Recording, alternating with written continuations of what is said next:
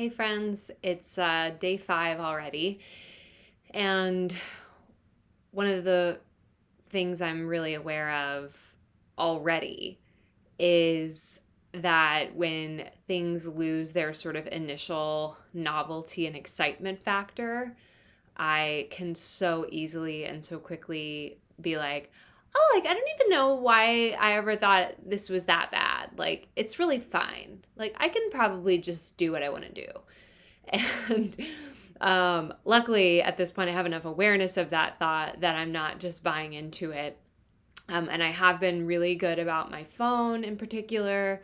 Um, and have not, even though I haven't held like 100% to my intentions with tabs, I've held to my intentions with books and with email and those things, and that feels really good. Um, as I kind of said yesterday, I'm already feeling a little less frenetic, but again, really aware that if I weren't doing this committed experiment right now, I would probably just sort of like trail off and within a matter of a few days find myself exactly where I was before.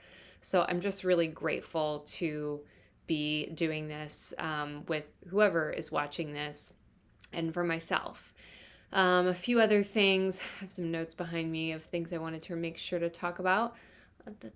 Oh, well, even though I felt a lot less frenetic, I'm noticing that I have this real reluctance or hesitation to attempt to meditate in the past few days, which is weird because I've definitely had phases where I've been like all over the place in terms of my frenetic behavior, and I've been able to meditate still some of those times. So I don't know really what that's about. I've just been sort of allowing it. But I do want to commit to meditating. And I think a part of it is, as much as I hate to admit it, that, I still am like, but I need to choose the perfect one. And if I don't choose the correct one, why bother doing it? I had created for myself this like 22-minute meditation. And I was like, oh my God, this is it. I'm done.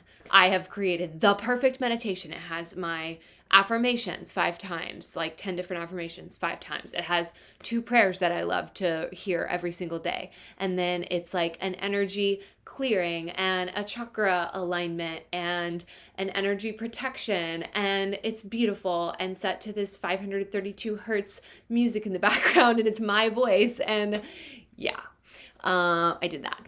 And I used it for about maybe 2 weeks straight. And then, of course, I was just like, I'm tired of this. I want to do something different.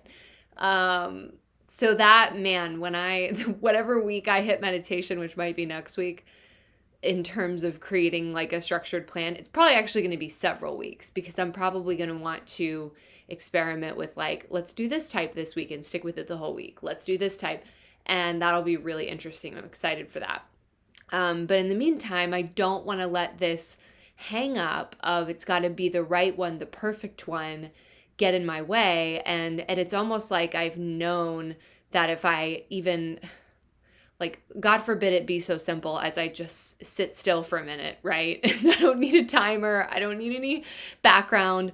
But I don't know if this is a part of like the ADHD or if this is just something in kind of my Enneagram 7 personality. But really there is this quest for like peak experience. And so I think I've just sort of known that if I am going to meditate and I don't have a set plan, that it's going to be so tempting to go into the apps and just be like, so I haven't wanted to do that. However, I just came up with a short-term solution, which is that one of my absolute all-time favorite meditation, guided meditations that I've done is from Sarah Blondin. And she has on Insight Timer a course called Coming Home to Yourself. I have the premium and I'm not sure how it's structured now, but at least as of whenever, a year or two ago, when I bought that course initially. I don't think I was a premium member, and it was either the options where you could either just like pay $5 or something and listen to it once, go through the 10 days one time, or you could pay $20 and have it forever. And again, that's if you're not a premium member. It is absolutely at least worth the $5 to go through it once. I have been through all or parts of it many times. And like I said, there's a reason why it's one of my favorites. Coming Home to Yourself, like she just does such a good job, especially for someone like me, of kind of getting through all the dust on the mind, the dust on the body, the dust on the eyes, like just getting through all the layers to like what's actually there at the core. So really love that. So I'm going to just do day one of that either tonight or tomorrow and just go through the 10 days of it. So maybe I won't do meditation quite yet anyway, we'll see.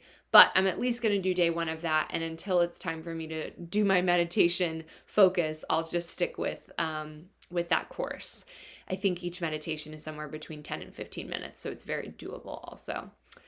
What else? Yes, snacking has definitely been a thing that I think with that trying to be like, wow, words are hard right now, indulging less in that compulsion to do whatever on the computer or on the phone. I am just like, what else can I do? And I go and I have a snack. So I am not like vilifying that or judging myself for that. I am also trying to be aware of like, I'm not just like letting it run wild, but I'm just aware of it right now. And there's different things I've done to try to kind of challenge myself to use other skills.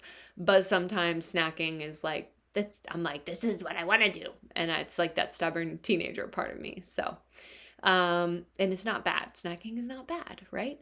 So anyway, I think that's it for now. And I'll share one thing that I started working on today that's really fun in case anyone's interested. If you have not heard of Susanna Conway, I don't actually follow her too much other than this thing she does every year. She has a lot of free resources on her website, and if you sign up for this free resource, you get access to her whole little library. And then, of course, she does like paid courses and sends lovely emails that I don't read and stuff like that. But she does this annual, gorgeous, long, thorough PDF thing that is called Unravel Your Year. Here's another intention, that I will add to this. I want to freaking fill out this whole thing and stick with it because several years I have printed it out. I mean, some people love digital. That's cool. And it's obviously free and eco-friendly. With stuff like this, I have to have a printout. So I printed it out in my home printer and then went to Staples yesterday and got it bound for like $7. Gorgeous. Beautiful cover here. And it's pretty thick, as you can tell. There's a lot going on here. And so the first number of pages, first significant chunk is reflecting on the previous year, which of course this is like the most interesting previous year reflection that we've had in a long time. And then it's so really like very in depth, like the gifts, the gratitudes, the what you've missed, what you haven't missed, new ways of being, learnings, fears that held you back, how you practice courage, pandemic reflections, all of that. And then it's looking at the year ahead and really establishing like your intentions and month by month. And there's like different, there's some beautiful little coloring drawings and then discussing like the elements. Anyway, I'm super excited about it. See, this is part of what I do appreciate about my brain. I get excited about things. That's not wrong. But I really would benefit a lot more from this if I did it thoroughly. So that is my intention. I just started working on it today. I'm just a few pages in. And if you want to join me in that, check out Susanna Conway's website, download it, and we'll do it together. So that's it for today. I will see you guys tomorrow.